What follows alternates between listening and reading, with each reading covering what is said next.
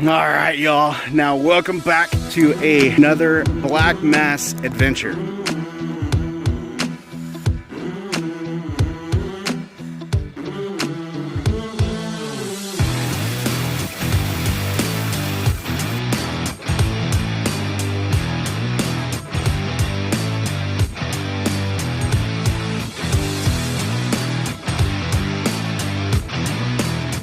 Could be a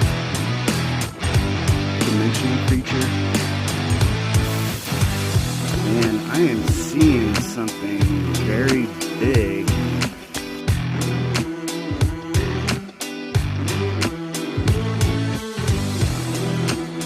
Now look at the area that I'm in. I'm literally like almost to the top of a mountain. That's doesn't give it justice. But that's the height that I am heading up right now. Now, the area down below me here, okay, guess what this is? This is the Clinch River, part of Norris Watershed. So you might say, Brian, why are you over there? What are you doing there? Well, in the 1930s, a discovery was made under the water. Well, what's the water now? Before, it was a temple. Now, there has never been a definitive explanation for what they found in the 1930s under Norris Lake. TVA just moved forward with the construction of this lake, didn't think about the consequences of burying possibly one of the most important artifacts to human history. This area was so important that we had individuals talking about this from Cambridge University. Tons of archaeologists came out saying, hey y'all, that looks like some Egyptian artifacts, possibly even a pyramid right here in East Tennessee. Now, I just spent about an hour in the museum talking to the ranger there. He's a super cool guy. He knows a ton about this area. If you decide you want to come out here, definitely go in, say hi to Michael, talk to him, because man, he's got the knowledge. Now, he pointed me in the direction most likely where it would be possible for me to find some artifacts. Now, I understand that this has been over 100 years. The chances of me actually finding anything is going to be next to nothing unless I had a boat. Well, guys, guess what? I do have a boat. My brother from Knoxville Fishing Guide, which right there, I would highly, highly recommend booking a trip with him, because he has all of the equipment that I'm going to need to get out on the water, look under the surface, and see if we can find some temples. But in order to do that, first thing I want to do is get boots on the ground, take a look at the area that I'm in, try to rationalize this situation, and have a good time. So, here we go.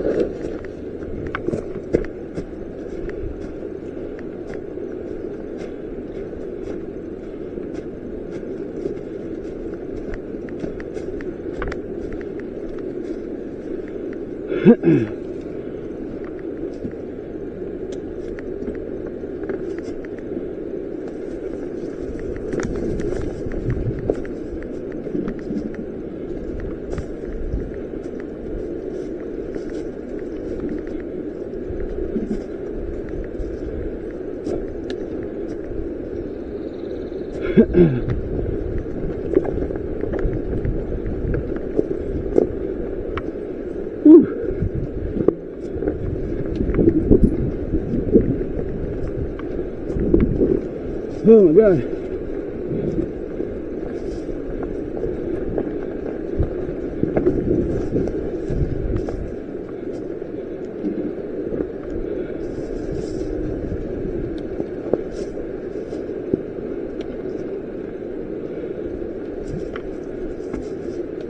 Man, this is a scary situation.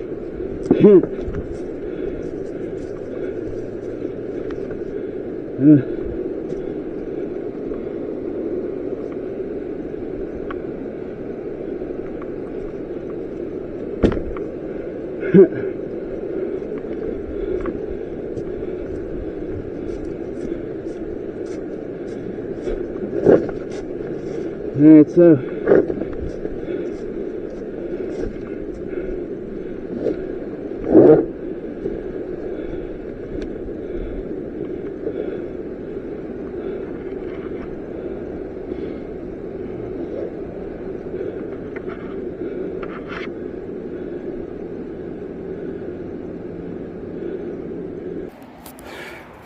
alright, so I'm totally out of breath right now because this trail is so narrow. It's not even really a trail. And I am so high up. You can see the dam in the distance. Now, the temple was found close near the dam.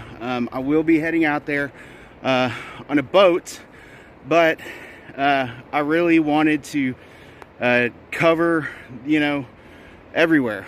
I think it's important for one to do some exploration and two to see maybe if something got missed. I don't know. But man, y'all, this trail is scary. You're gonna have to forgive me because I'm recording everything on this cam on my full spectrum. So yeah, just bear with me, okay? All right, here we go.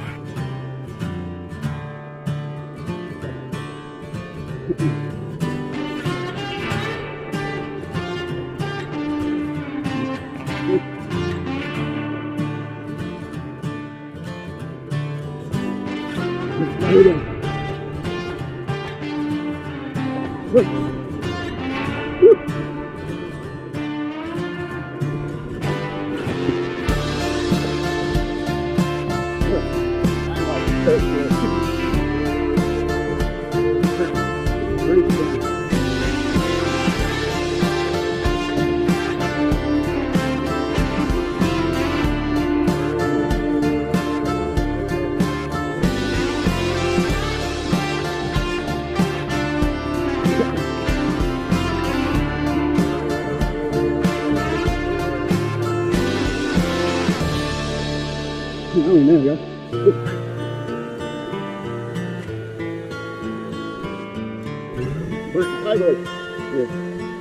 Such a badass bike.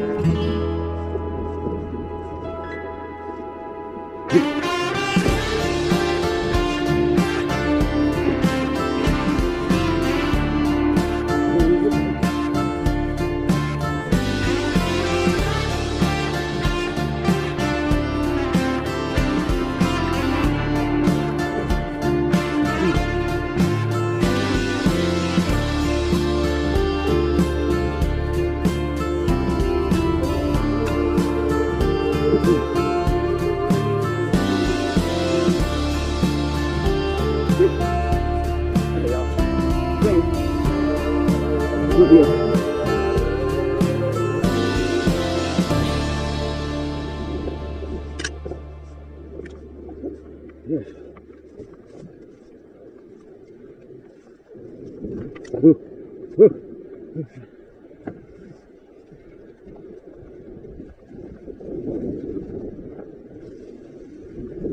Okay, this is good.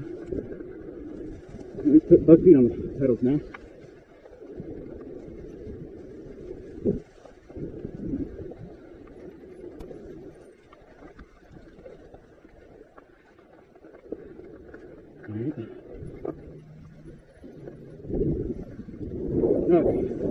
This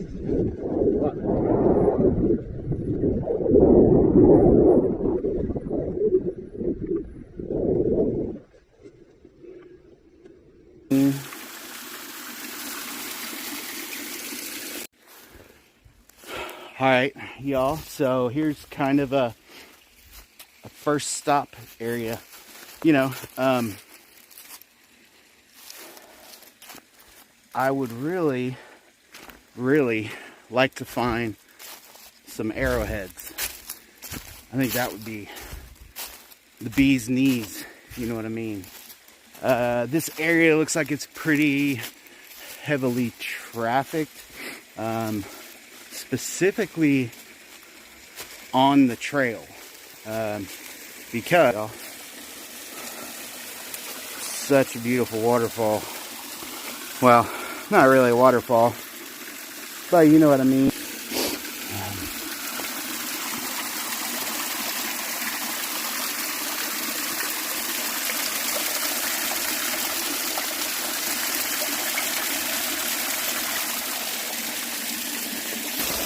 So we know for a fact the Native Americans were active here.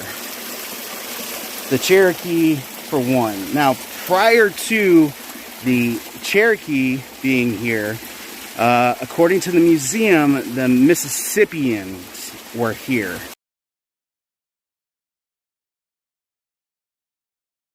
Groups of Native American cultures living in this area. What's interesting is the Mississippians were known for recognizing, I guess the best way to describe it would be kind of like a demigod. Yeah, I had to make a little bit of changes here in this part of the video. So the Cherokee Indians believed in this group that was called Ani-Kutani, and they were believed to be the original constructors of these temples, these pyramids that are located now below the waterline in Norris Lake. Now, these individuals, there's a lot of mystery as to where they originally came from. Now, the Cherokee themselves recognized them as being the fire people. Now, there was a massive uprising within the Cherokee, and these priests were killed off. The Cherokee themselves were angry because these priests began to have sexual relationships within the Cherokee population. Now, these priests were known to have these sort of possible magical powers, and the verbiage that they would use to describe themselves would be translated as from above. So it's a little bit confusing as far as the texts and stuff that I've been able to research as to who these people who built these structures really were. I went into this thinking that the ancient Egyptians were a part of this construction, but as I go deeper and deeper into the story, it seems to kind of be leading towards something even more kind of confusing. So I just kind of wanted to clear that up. And the Ani-Kutani, they arrived 300 years prior to the Europeans. That is when we first recognize their existence in this area. Now, whether or not they actually had these special powers, whether or not they were actually killed off, is still kind of up in the air. So, clear evidence right there.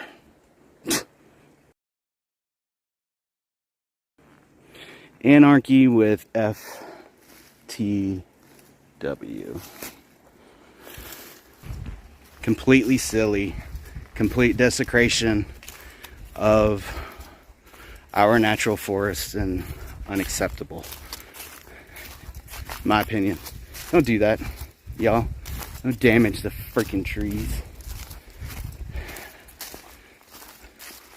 So the whole purpose of me coming out here is prior to getting in the boat and breaking out that sonar system that we are going to use. It's an extremely high-tech piece of equipment. We will be able to see the bottom of the river. Some areas are close to 200 foot deep.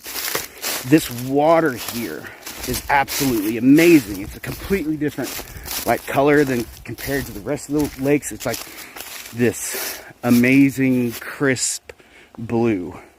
Now there is an observation point here. I think, and I keep seeing movements.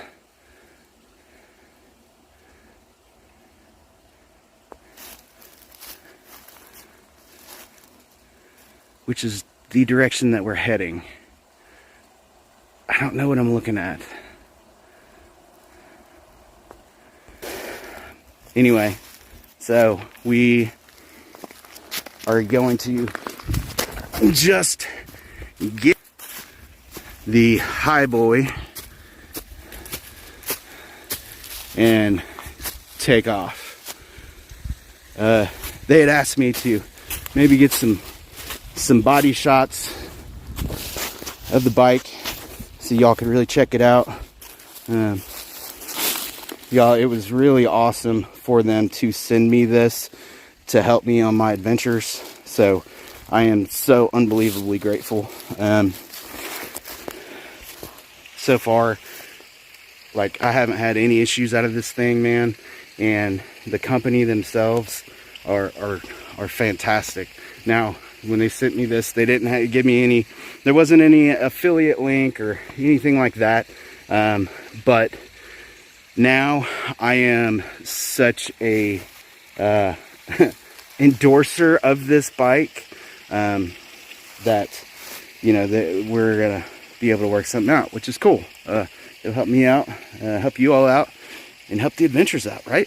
That's what we're all about. Anyway, here we go. Okay, one thing that I did want to do, seeing how there is the folklore of the pyramids, the kind of demigod references in this story of it also being like a temple. I want to do some radiation tests to see, you know, if we can figure out what's going on. To be honest with you, this area that I'm at right now,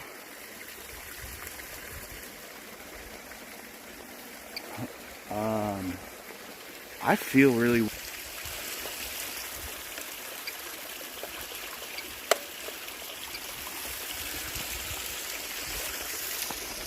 and I am seeing something very big in the woods that looks like a giant dog.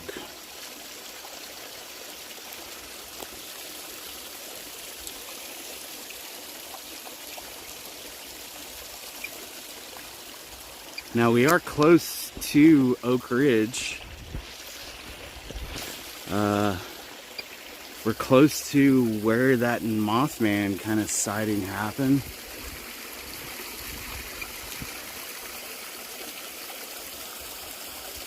I don't know, y'all.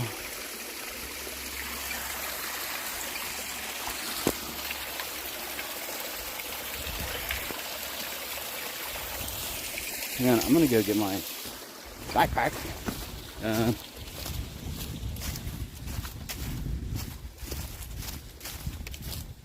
So, in the water.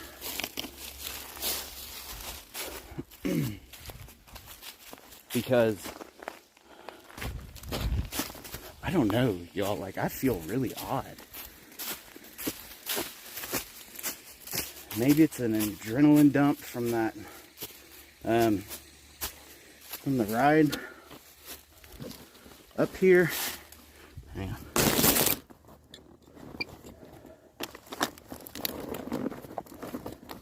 That ride was kind of interesting.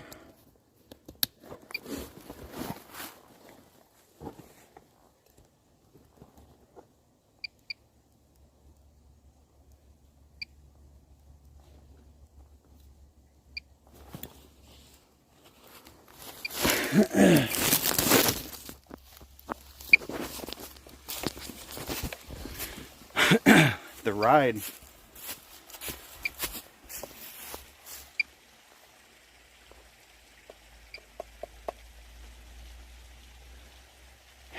this is I don't know what's going on, y'all. Okay. It's a really eerie feeling.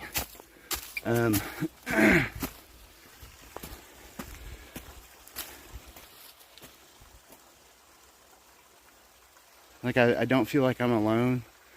And now I'm not seeing where that dog shape went.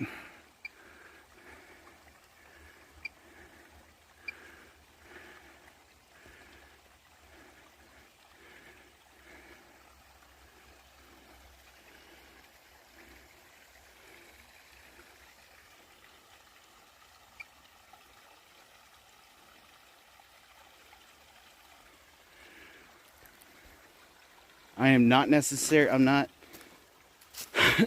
necessarily saying that anything is going on at all, okay? Just to be clear.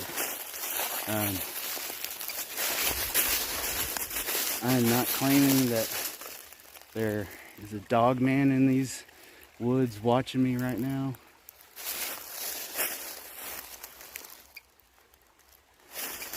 But I 100% feel like I am in a location that I should not be.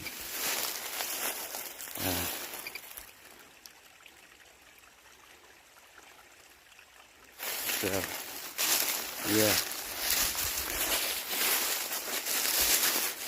Let's push our luck. Walk down the top of this river.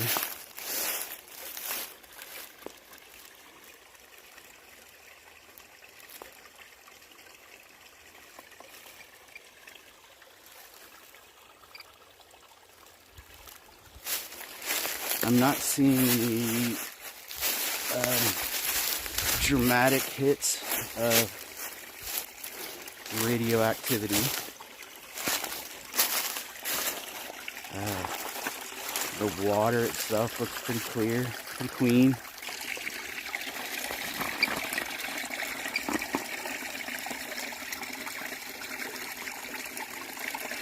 I'd really like to find an arrowhead or some kind of artifact here, because this is where I would find it. It's up in these creek beds.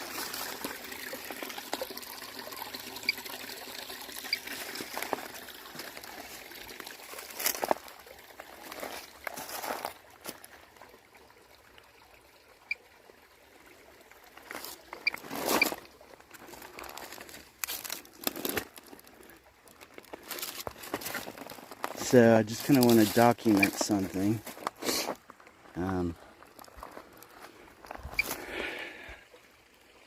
Just a minute ago, I completely forgot where I was. Which is weird. You know, could have just been a brain fart. Happens sometimes. That's never happened to me before. I'm not saying that I am under spiritual attack or anything. As of right now, I'm marking it off as just kind of like a brain fart, you know. But it was weird. It wasn't like I didn't know, like I was in the mountains. It wasn't like I didn't know that I wasn't like in my like house area, you know. It was just like I was on a different planet. I don't know. It was weird. I've got my lightning detector running for portal activity. I've got my Geiger counter running. So apparently my comments about these cryptids being dimensional got some rise out of people.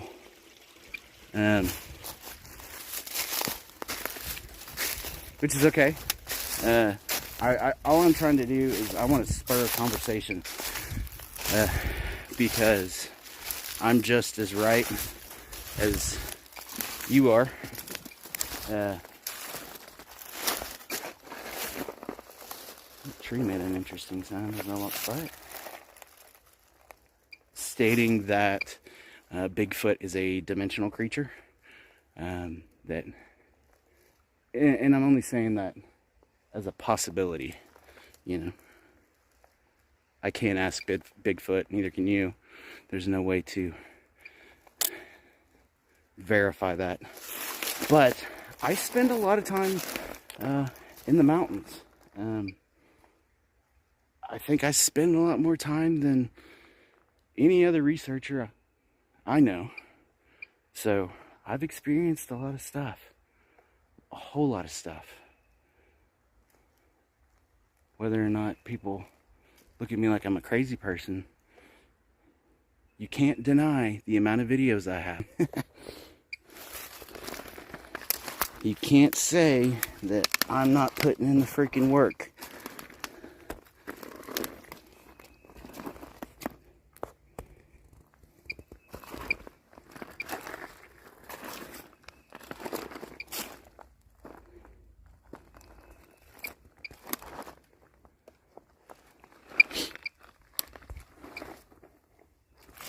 The reason why that I say that Bigfoot possibly could be a dimensional creature is the fact,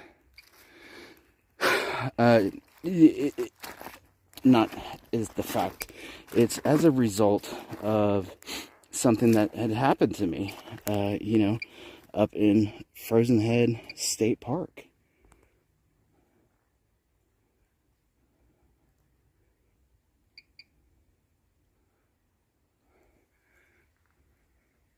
Like, I truly felt like I was on against some sort of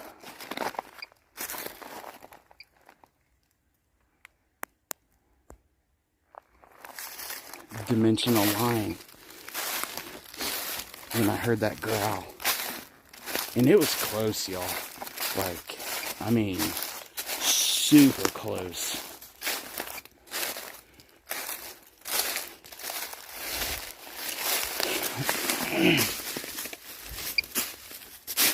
It really felt like I was standing like underneath a bear. It was scary.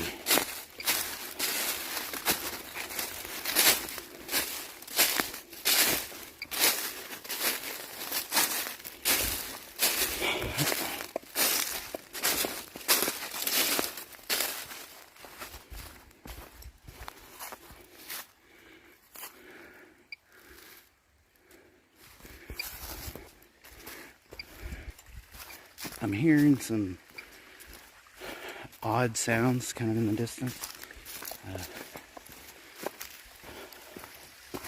Could be a person, maybe.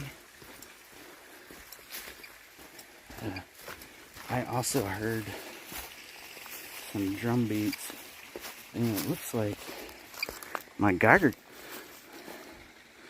is getting drained. Those are brand new batteries. Alright, we're gonna hit the map. look at the map, see which way to go, and get this show on the road. All right.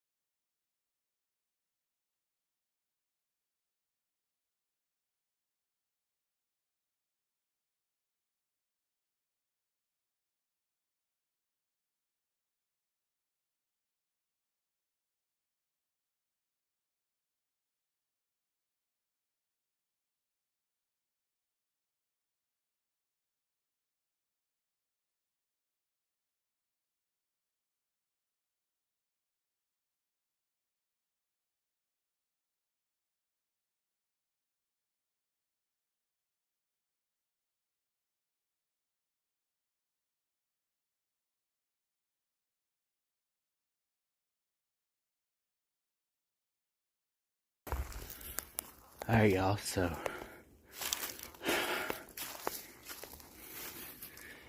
there's something up here in the woods.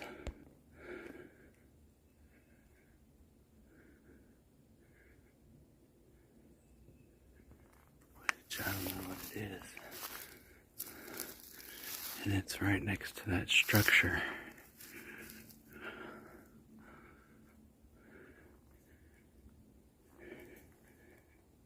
It started with a bunch of tapping.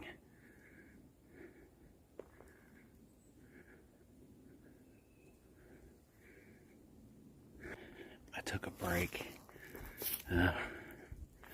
from riding way back here is where I was. Now I'm almost to the top of the mountain. Stopped, get some water, and I've been sitting here for a good 5-10 minutes. And there's something moving up here.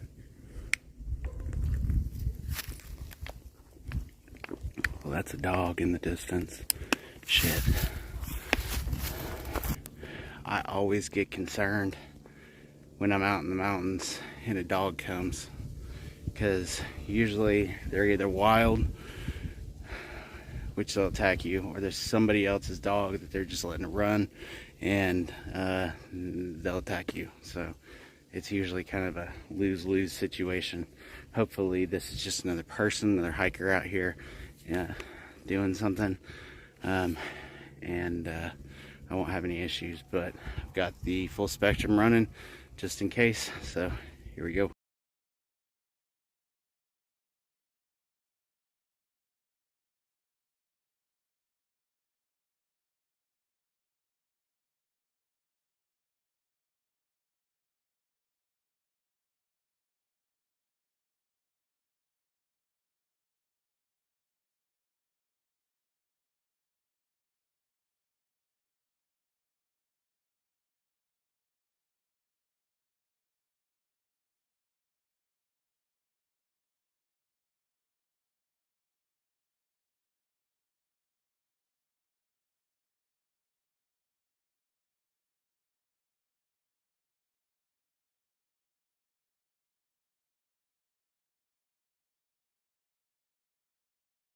All right, my outdoors people will appreciate this. That was something mimicking a dog. Coming right back from where I came from.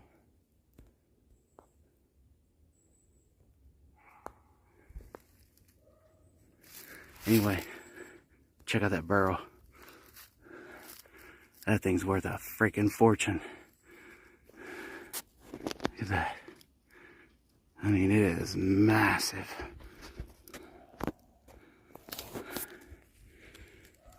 Alright, let's go figure out what's going on with this dog. Alright, so I don't know what is going on with my audio here. It completely cut out. I'm not sure why. So I really wanted to go into a little bit more in depth of the area. So in 1933, the Tennessee Valley Authority organized a conference with the university representatives and government agencies to plan a survey of the Native American sites that would be submerged after the completion of Norris Dam. The project was conducted by Civil Works Administration and Federal Emergency Relief Administration funds that was supervised by William S. Webb, the chairman of the University of Kentucky's Department of Anthropology and Archaeology. The excavation work was carried out by students under the guidance of supervisors. The project identified 23 sites and 29 mounds, including 12 burial mounds with prehistoric structures. The Cox Mound in Tennessee was excavated in 1934 and found to have been constructed from a series of structures built on top of each other, forming an 8-foot tall high mound. The mound contained 49 burials and a nearly square building made from upright red cedar posts with a sod roof. The building collapsed and was rebuilt twice, but some of the original cedar posts remained and were incorporated into later structures. The building contained limestone and sandstone blocks, as well as a pile of 200 irregular rocks. Although the mounds contained standing stones, it is interesting that the features that caught Harris's attention in the photograph were not actually standing stones, but instead the remnants of the unearthed cedar post. Now, as I'm cruising through here at this point, once I get over this hill, I hear something running in the woods. You're going to see me start jerking my head off of the trail. Like I'm looking, obviously I'm kind of hauling butt here. So when you see me start jerking my head to the side, I'm hearing something running in the woods on the left side of the screen. I have no idea what this thing was until I see it stop and drop behind this log. It was wild.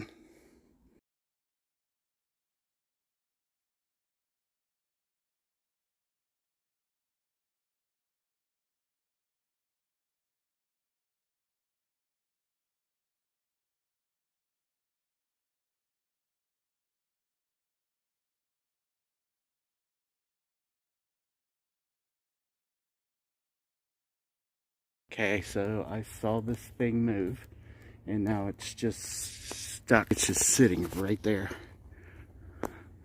I swear, as I was riding, that thing right there, behind the log, you see the log? Behind the log, just stopped.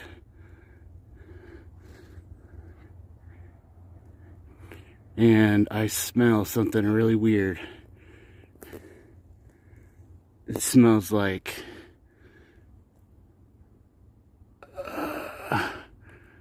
a musty kind of garbage.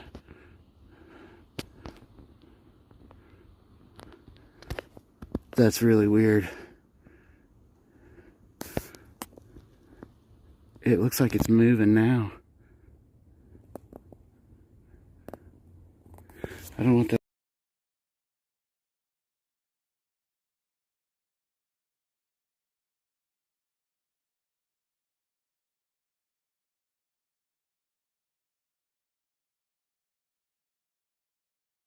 A thorough examination of the artifacts discovered during the excavation revealed that they were fairly typical of Native American objects typically found in the Mississippian settlements that were active in that area during the period from the 1200s to the modern era.